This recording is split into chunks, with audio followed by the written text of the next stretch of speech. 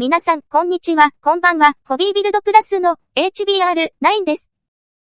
今回は、1954年11月3日に東宝が公開したゴジラに登場して、1955年のゴジラの逆襲、1962年のキングコング対ゴジラ、他に登場する主役怪獣で、ソフビ販売的には、1965年公開の怪獣大戦争に登場した怪獣ゴジラを、1966年にマルサンが怪獣ソフビの第2弾として販売したゴジラのスタンダードソフビと、その当時の視点も交えて解説した動画です。ゴジラ、360度回転、ゴジラ、初代ゴジラは2代目ゴジラ、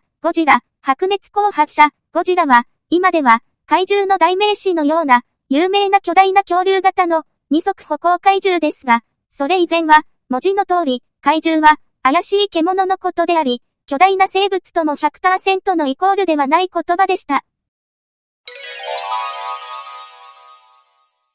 ゴジラは、性別はオスで、日本の大戸島に出現した巨大怪獣で、200万年前の木から白亜紀にかけて、生息していたと推測される生物が、ビキニ干渉の水爆実験によって変異したとされます。身長50メートル、体重2万トンです。海外版の怪獣王ゴジラでは、400フィート、122メートルと言われますが、作中のミニチュア縮尺からの算出した50メートルが世界観としては合っています。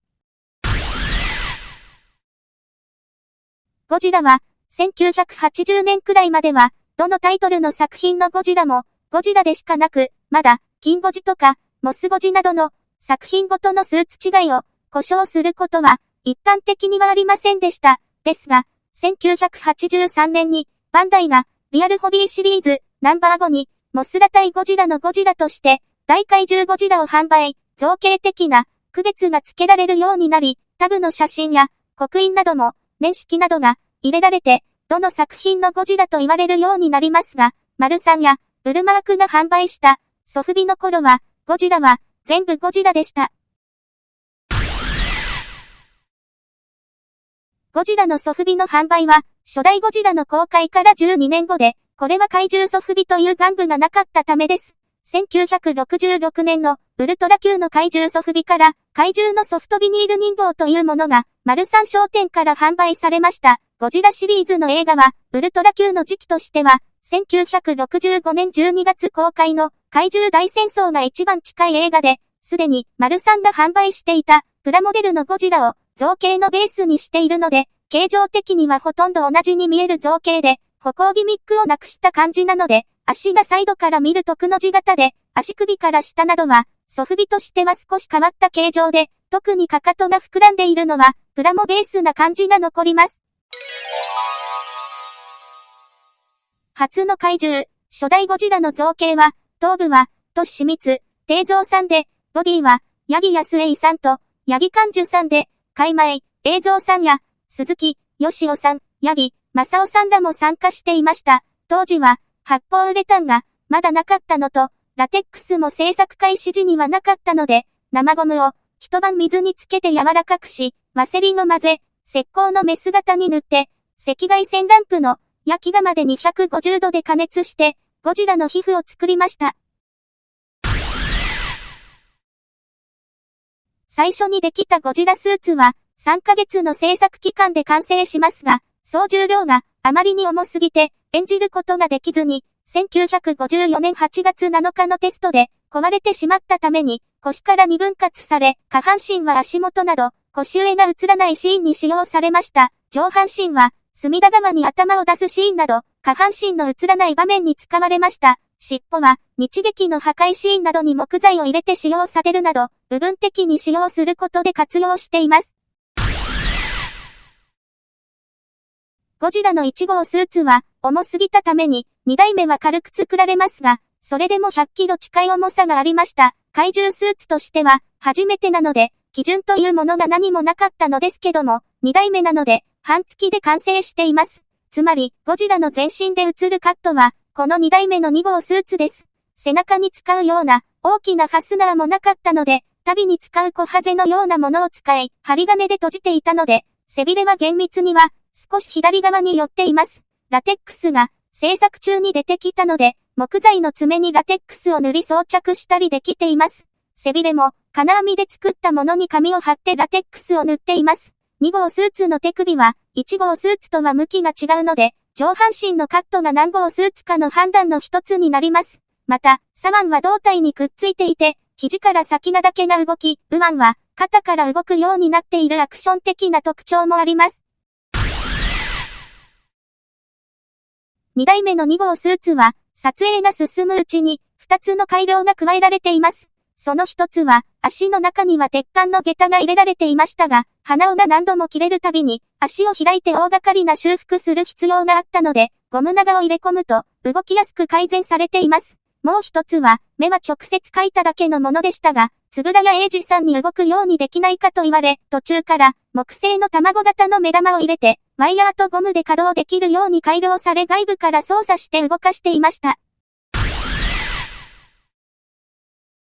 初代ゴジラの色は白黒作品なのと、写真もまだまだ白黒だったので、正確なカラーがわかりませんが、灰色だったとか、茶色のようなグレーとか、黒っぽいグレーとの証言があります。これは、2つのスーツがあったことや、照明などの光源の違い、見た時間的にも差があったのかと思います。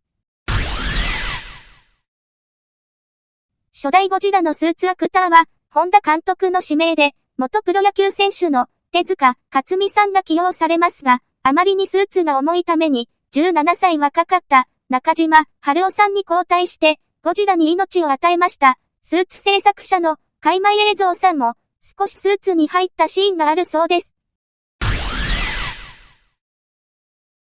初代ゴジラは、映画館で見ると、怖さが倍増するという方がいますが、それは1号スーツは黒目が上向きに描かれ、最も多く使用された2号スーツは黒目が下向きに描かれているので、観客がスクリーンを見ると、ゴジラがこっちを見下ろしているように見えるためで、ゴジラが大きな生物なこともありますが、この目線がゴジラを大きなスクリーンで見ると、その印象が全く異なる効果を結果的に生み出しました。ゴジラが口から吐く光線は放射能火炎じゃないのという方も多いと思いますが、初代ゴジラの予告では白熱開光線と言われていて、白熱光という名称でした。ですが、ゴジラの学習から登場する作品世界的な2代目ゴジラが吐く光線からは放射火炎とされ、この2代目ゴジラの吐く光線の方が作品本数的には多いので、白熱開光線はあまりメジャーではなく、一部のゴジラファンに区分される存在になっていますので、ソフビで白熱光線を再現してみましたので、ご覧ください。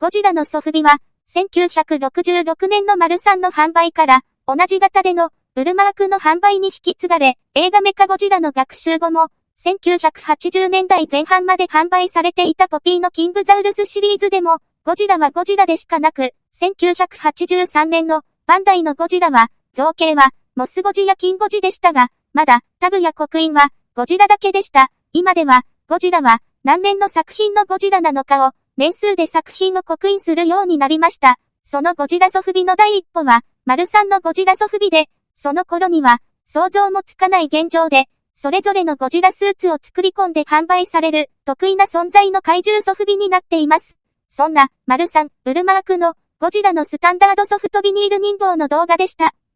それではまた次回は別のおもちゃの紹介でお会いしましょう。おもろかったわ、よかったわ、という方はグッドボタンチャンネル登録をよろしくお願いします。ホビービルドプラスのブログサイトでは500点以上のおもちゃレビューや改良やメンテナンス方法などを紹介、様々なシリーズのラインナップリストなどを公開してますので、ぜひホビービルドプラスで検索してみてください。では今回はこの辺でまたね。HBR9 でした。バイバイ。